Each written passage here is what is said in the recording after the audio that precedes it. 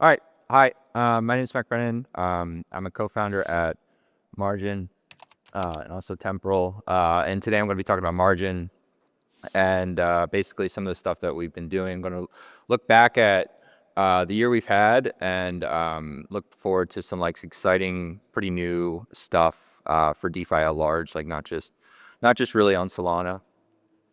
So here's the agenda we'll be running through. So I actually think it's like pretty productive to start with where we were and who we are. So a year ago, about this time, we had we were one of the fastest teams, fastest growing teams in DeFi. We had close to like $1 billion under management, and we were a very, very small team. We were about 6 to 8 people across 2 distinct orgs. One of them being Margin, which is a development company that builds the Margin-Fi protocol, and one of them is Margin Research, being a research company that does a lot of things that help us optimize a lot of stuff in Margin.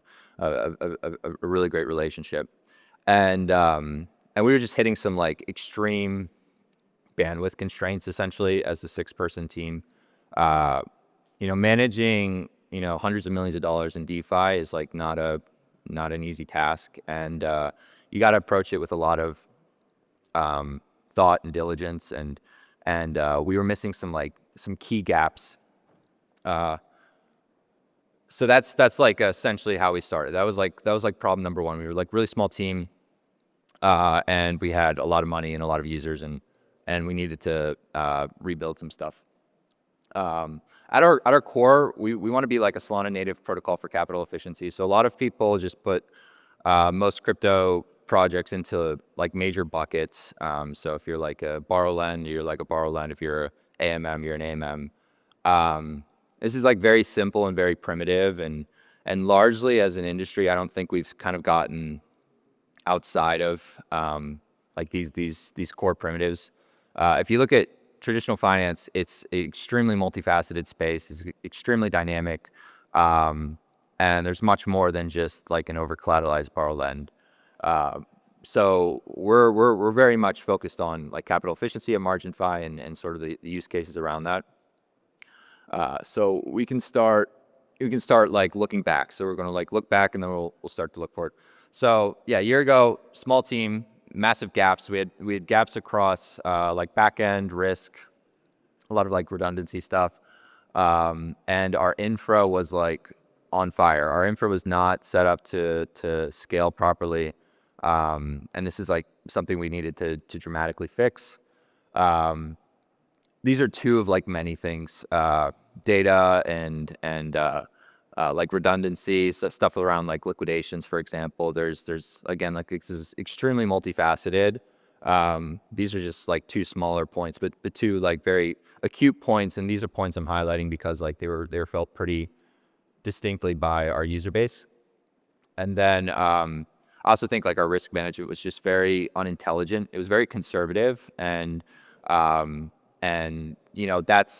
was a trade-off we made in order to move like faster. We wanted to be conservative so that we could grow quickly, but you hinder your competitiveness when you have like pretty conservative parameters. And so and then we also didn't have, pointing back to a lot of like risk management is done with like historical data. So if you don't have solid pipelines around historical data, you're not going to be able to move like really quickly on risk management. And so we were just missing key resources in like 3 of these areas. And it was just, I felt it very acutely. There's 3 fires here, again, of many. There's one fire that's like maximally important. So high burn, low velocity, unscalable infra. But the maximally important fire was just like user happiness. Like this was impacting user quality on Margin-Fi. This is untenable, like to continue to push through. Like we needed to fix this, and so we've spent a lot of time like fixing these things. So yeah, I'll talk a bit about that. So one of the first things we need to do is hire. So if you guys are doing the math, we were like 6 to 8 people across two teams. So if you separate out these teams and hire into each individually, you got about 3 to 4 people across both teams. So We're now at about 13 people. So again, for those doing the math, it's about like 4x growth over the last 4 months. Hiring is something that cannot be done immediately. We have an extremely high bar at margin for the people that we hire. And this is very, very delicate process. We're managing like hundreds of millions of dollars, and like these systems need to be up 24/7. They need to work 24/7. No insolvency is acceptable. So we've been hiring pretty hard. There's like 4 distinct teams that we've been hiring across. There's a lot of overlap between these teams. These teams don't work in silos, but I just want to highlight a few of them because I'm like very proud of the team that we've put together. One of them is the app team. We've hired into our app team. Some things I have on the screen are like things that users have been asking of us, but there's like much more than that. So like very simple bare minimums like interest earned, P&L, historical APY, a lot of just like data visualization, and also when I think of like the app team, I think of essentially expanding the TAM around our core protocol. So the app team is also building some like really cool applications distinct from like the MarginFi app that many people know, which I'm very excited about. These are also like net new use cases to like the crypto space at large. This is going to open up a lot of like new functionality and also just like reach a more distinct, like a different user base altogether. So we don't have like a one-dimensional user just using the MarginFi protocol. We've hired into the backend team. Like when I think of the backend team, we have about, we have like 20 plus teams that are built on MarginFi in some form or fashion. And then we have like extreme demand internally for our team to be able to move fast. And so a lot of this is like infra and making scalable infra and non-costly infra and reliable infra. And then on the protocol side, so I have some things up here. One of them is kind of like an Easter egg. We're doubling down on our current protocol around like existing user behavior that's really solid and really sticky, and then we're expanding our protocol capabilities to sort of like do some things that don't exist in DeFi across like any blockchain. One of the Easter eggs here is E-mode. Like we're going to be going live with E-mode pretty soon. What that means is essentially we'll be offering more custom risk parameters against assets that have similar like market beta profiles. So like a good example of that is like two stable coins. You should be able to borrow a lot against a different stable coin, or an LST to like Sol. You should be able to borrow a lot against Sol because if the market goes up or the market goes down, these assets kind of move in unison. We also shipped first for crypto very recently called Stake Collateral, and then we very, very recently added MEV to Stake Collateral. So what this means is I think like 60% of Solana is staked, and of that, about 90% of that is natively staked. Only about 10% of that is in liquid staking tokens. Natively staked meaning like you go into Phantom or Backpack and you just stake to a validator and you don't get an LST back. We introduced the first where you can go to MarginFi right now with that native stake and borrow Sol against that native stake. So you don't need a token to be able to borrow Sol. And this actually opens up like a host of strategies. So I'm actually pretty excited about some of the things that we're doing there. But that's like a brand new feature. It doesn't exist anywhere. And it's like a good like starting example of like some of the things we're like doubling down on with our current protocol. And then like on the ops side, one of the major problems as well was like we were not like improving revenue a year ago, and so like we had tons of capital and tons of users, but we weren't like doing things that were enabling us to put us in a position to hire, to grow the team, to accommodate like sort of like the resource growth that we needed. And so we've also spent a lot of time there hiring into this. We've done some like really incredible things here. At this point, Margin has more money in the bank than it has ever had as a company, and that's been despite sort of just getting punched in the face repeatedly over the last year. And then finally on the risk side, again, there's a lot of overlap here, but yeah, the Easter egg here is enabling credit against a broader portfolio. So this is like this is some of the stuff I'll be talking about looking forward. This is kind of like the exciting stuff. So just in case, yeah, you don't know, hiring 4Xing your team, rebuilding your infrastructure, all while delicately managing hundreds of millions of dollars. Like, you can't do that overnight. I would love to do that overnight, but it takes time. In fact, it's a really big testament to the team that we've done this as quickly as we have. We've done this in essentially under a year. And so that's just a lot of, big testament to the team for that. Cool. So looking forward, there's, an obvious need for generalized leverage in DeFi. That's pretty obvious. I'm going to say a lot of obvious things, and then I'm going to essentially point to our product development around these obvious things where there's actually some gaps in the market. Sort of what I mentioned before, I think we can be very additive to the Solana landscape with this like sort of obvious thing we're pushing towards and capital efficiency around it. And the way we can do that is, let me see if this is expanding credit against like multiple venues. So, there's like the famous Peter Thiel quote, "Competition is for losers." I kind of agree. I very much agree. I'm very uninterested in being the Aave of Solana. Like, that just sounds boring. That sounds very uninspiring. In case any of you haven't noticed, Aave has like $17 billion in it. It's a pretty good protocol. It does its job pretty well. There's new things you can do in DeFi. And the new thing that you can do is essentially go multi-venue with your credit expansion. So I'm going to say another obvious thing. If you use DeFi, you use like multiple venues. Like, no one goes into DeFi and uses a single venue and then, leaves DeFi. Multiple venues offer different functionality. If you want to trade perps, you need to go to a perps venue. If you want to do borrow lending, you need to go to a borrow lending venue. If you want to trade options, if you want to trade spot, there's a variety of different venues across crypto. And as a user, you probably have a portfolio spread across multiple venues. However, in the current state of DeFi, if you ever want credit, you can really only get credit against a single venue. And what I mean by that is, if you want credit on MarginFi, for example, you have to deposit into MarginFi, and then you can borrow against that in an over-collateralized way against another asset permissionlessly. However, if you have $100 in MarginFi, $100 in Drift, $100 in Camino, $100 on like an Orca LP position, you can only borrow $90 on MarginFi. But what if, given we integrate these three venues, you have $100 in MarginFi, $100 in Drifts, $100 in Camino, $100 on Orca, you can borrow $390 on MarginFi because you have a $400 portfolio. That's what we're doing. This is like entirely net new. This is, very much facilitating the function of, in traditional markets, like a prime broker.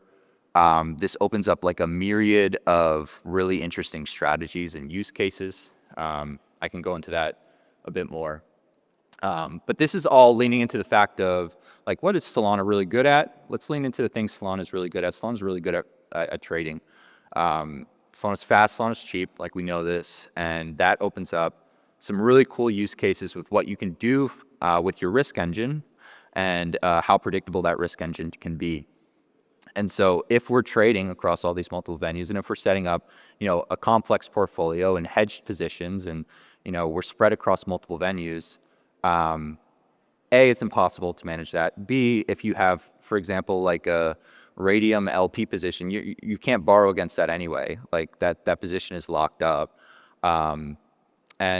C, like, there's things that even like less sophisticated people do, like set up like a delta neutral position. But then if the market moves one way, you want your entire portfolio to realize your margin balance, not just fragmented bits and pieces of it.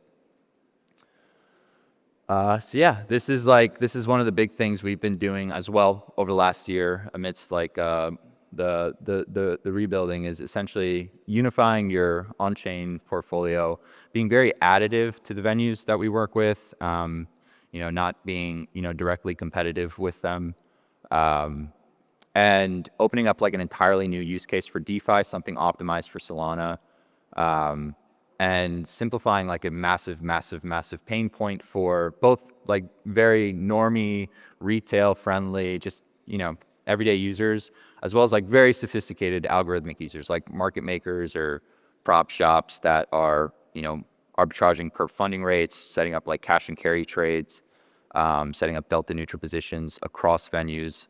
And again, using venues that may not even offer credit, or using venues that do offer credit, but have no visibility into the positions you're holding on different venues.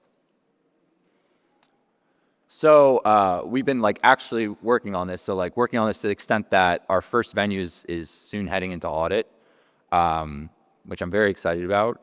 So that means like very soon you'll be able to use like 2 venues and be able to borrow against your whole portfolio on both those venues on MarginFi, not just your portfolio on MarginFi.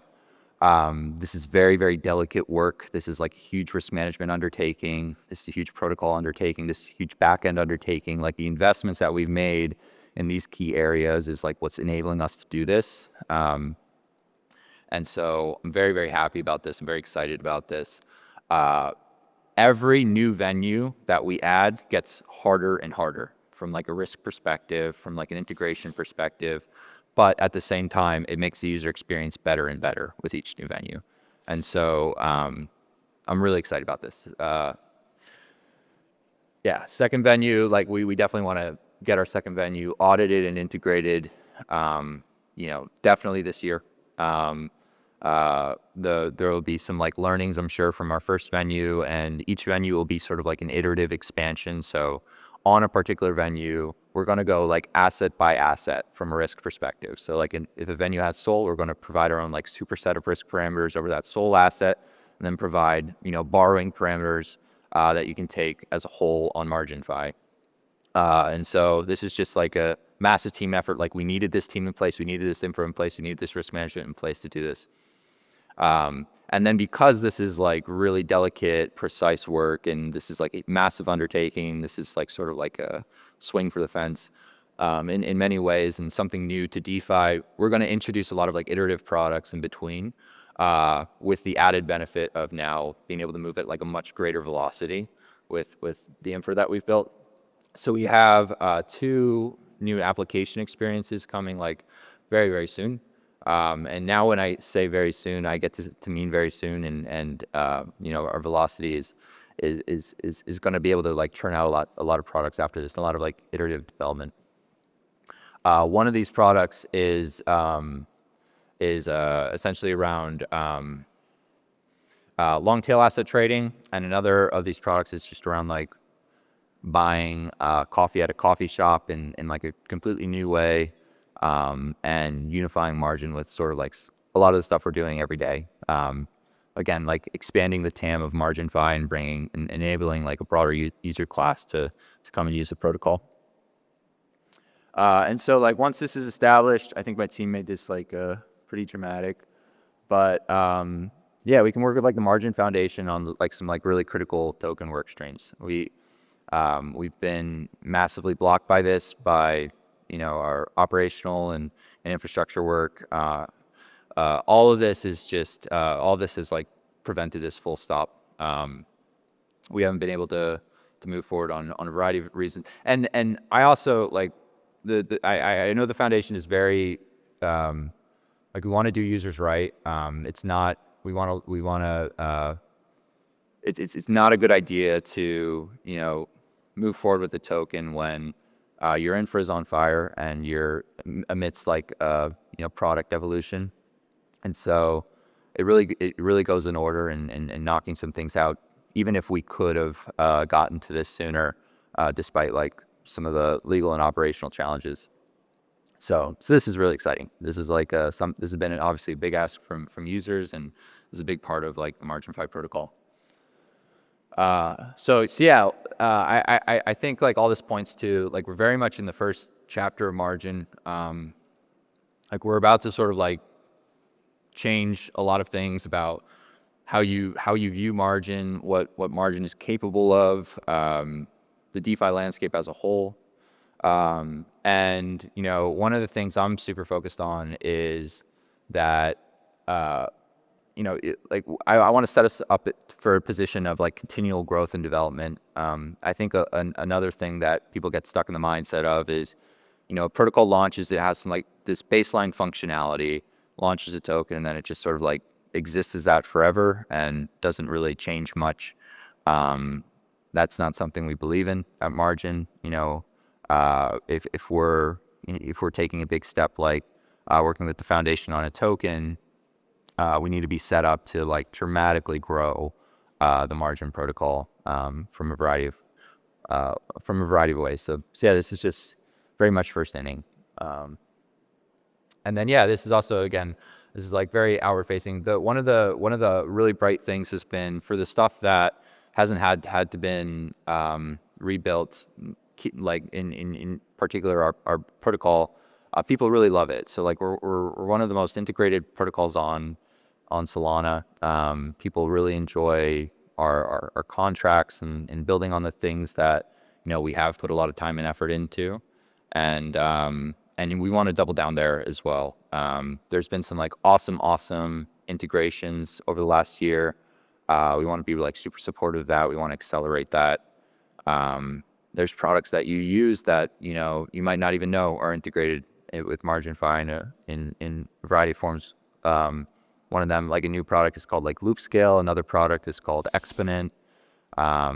These are like two of many teams that use MarginFi in some form or fashion that people may not even be aware of. And that's about it. Yeah. So thank you all for thanks for your interest. Thanks for your time. Like, we've put in a lot of work, and I think this is going to be like a super exciting year, and we're going to take some massive leaps and sort of like change what you know about MarginFi and about Solana DeFi as a whole. So thank you.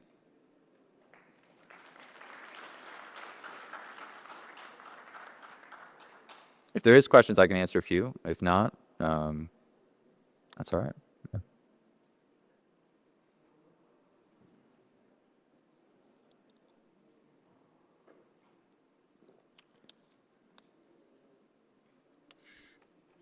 Cool. Oh. About this generalized collateral project you have been talking about, when you connect different venues, what do you think about the risk of one venue leaking to the grand's collateral? Yeah. Is it like a user choice, or do you have additional mechanism to prevent that? Yeah, I mean, well, the first check mark that we need to hit before we do like a risk deep dive is like, is this a venue the user wants, to your point? So like if we're integrating a really safe venue, but like no one uses it, that's just not a good use of our time from a priorities perspective. So check one, does the user like have a unique use case for this venue? Is it additive to like the stuff we're doing?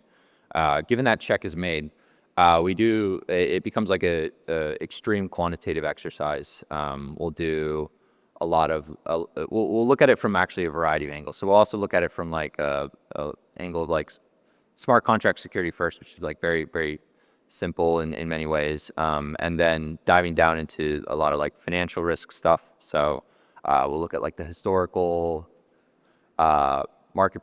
We'll look at like markets for like a particular asset, and look at like its historical liquidity and our ability essentially to liquidate that given asset, given that MarginFi is like a permissionless venue. So for credit in a on a permissionless venue, solvency is like primarily a function of liquidation capacity.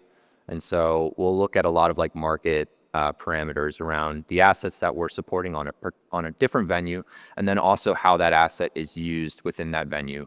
And what we'll do is we'll provide like a superset of risk parameters over that. So like on Drift, for example, like an asset will have certain like LTVs, and that will, we can't change that. That's something Drift does. And so we'll likely add like a level of like more conservative parameters over Drift's imposed parameters based on our own risk assessment, and then give the user the ability to borrow against that on MarginFi. So, if a user can borrow 80% against Sol on Drift, maybe they can borrow 75% on MarginFi, and that's also just like a function of the risk management work we've done on the exchange risk, the market risk, the security risk, etc. Thank you.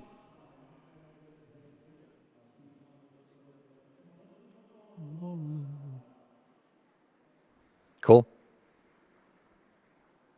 All right. Thank you so much.